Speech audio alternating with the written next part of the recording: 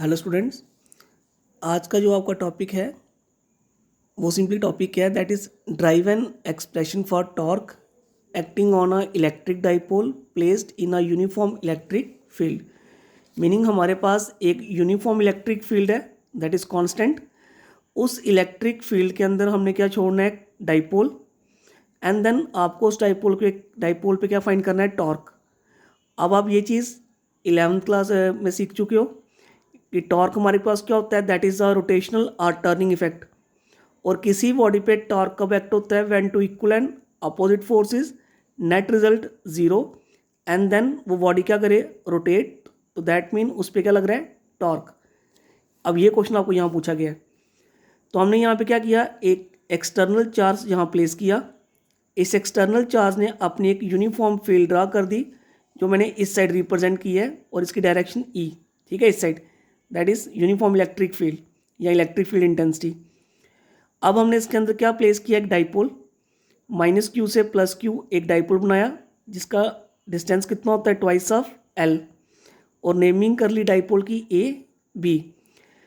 अब यहाँ बेटा डाइपोल को मैंने इस तरह से प्लेस किया है कि ये डाइपोल क्या करे, मेकिंग एन एंगल थीटा बनाए, किसके साथ, इलेक्ट्रिक फील्ड के साथ। तो यहाँ पे ये चीज़ आपने एक लर्न रखनी है, थीटा जो एंगल ड्रा किया गया है between the electric dipole movement and the uniform electric field, ये आगे यूज़ होगा, ठीक है। दैट मीन मैंने इनिशियली इसको ज़ीरो कंसिडर नहीं किया। अगर मैं इस डाइपोल को ऐसे रखता पैरेलल तो ये क्या होता, एक ज़ीरो एंगल ले लेता, पर मैंने इसको इस तरह से प्लेस किया कि मेकिंग सम एंगल बने। और थीटा एंगल किस में बोला गया है, between the electric dipole movement and the electric field. Dipole place हो गया।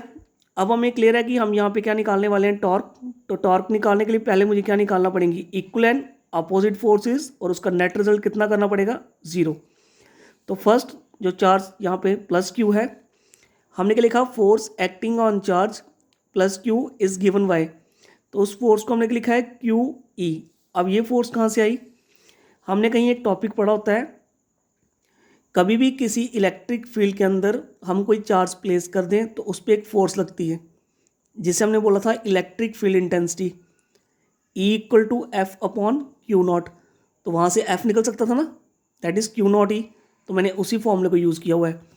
तो F equal to Q naught E, तो यहाँ पे क्यू नॉट हमने क्या कंसिडर किया था, क्यू, एंड दैट इज़ ई। अब इसकी डायरेक्शन देखो, पॉजिटिव पॉजिटिव रिपेल, तो डायरेक्शन इस साइड आएगी, तो ये इसकी डायरेक्शन है, ठीक है, along the direction of field.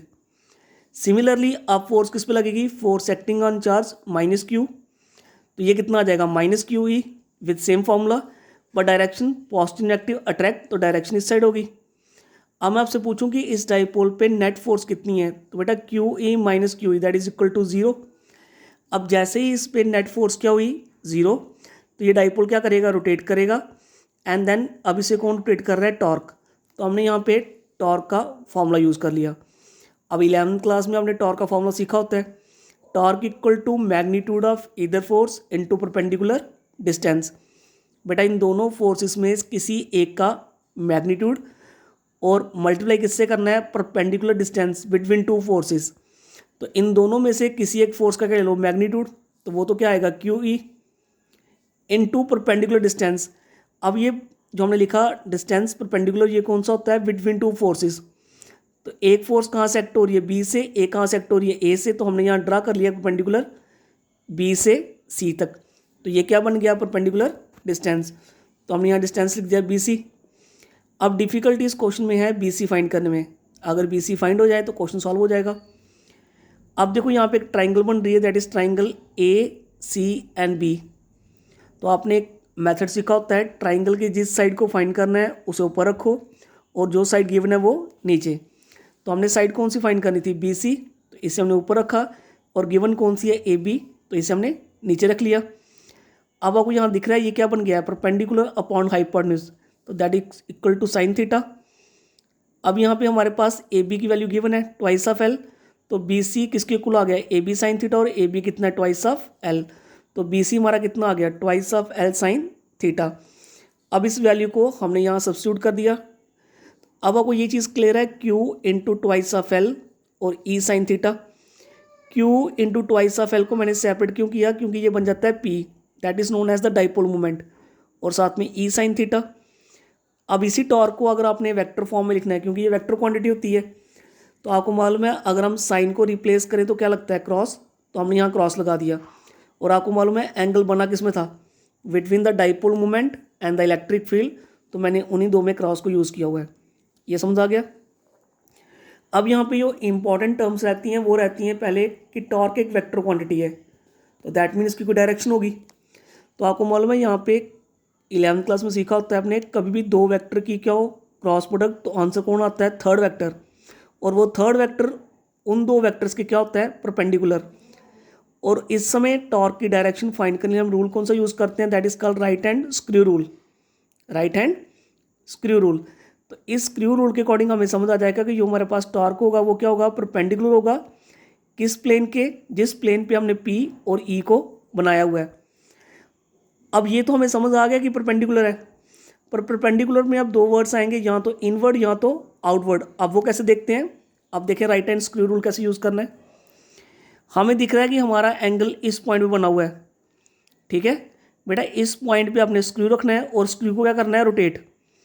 अब स्क्रू को रोटेट कैसे करते हैं, स्क्रू को रोटेट करते हैं देख के कि हमने एंगल कहाँ से कहाँ ड्रा किया है। तो जो मैंने यहाँ पे एंगल ड्रा किया है वो किया है from dipole movement to the electric field. इसका मीनिंग हमने डाइपोल मूवमेंट से कहाँ चलना है, इलेक्ट्रिक फील्ड की तरफ। तो ये हमारे पास क्या आ रहा है, दैट इज क्लॉकवाइज। और क्लॉकवाइज चीज़ क्या करेगी, इनवर्ड मूव करेगी, so that direction is perpendicular and inward. अब इसके आते हैं स्पेशल केसेस। स्पेशल केसेस का मीनिंग होता है टॉर्क कहाँ मैक्सिमम है, कहाँ पे मिनिमम।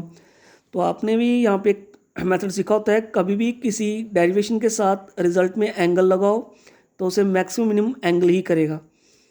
अब आपको क्लियर है, साइन थीटा अगर मैं कितना पुट कर दूँ 0 डिग्री, तो साइन 0 डिग्री कितना होता है, 0, तो torque is 0, that is minimum, कोई टॉर्क एक्ट नहीं होगा। और अगर हम साइन कितना कर दें 90 डिग्री, तो साइन 90 इज 1, तो जब मैं यहाँ पुट करूँगा तो कितना बन जाएगा, पी ई, तो that is the maximum torque acting on the dipole. यहाँ तक टॉपिक क्लियर है।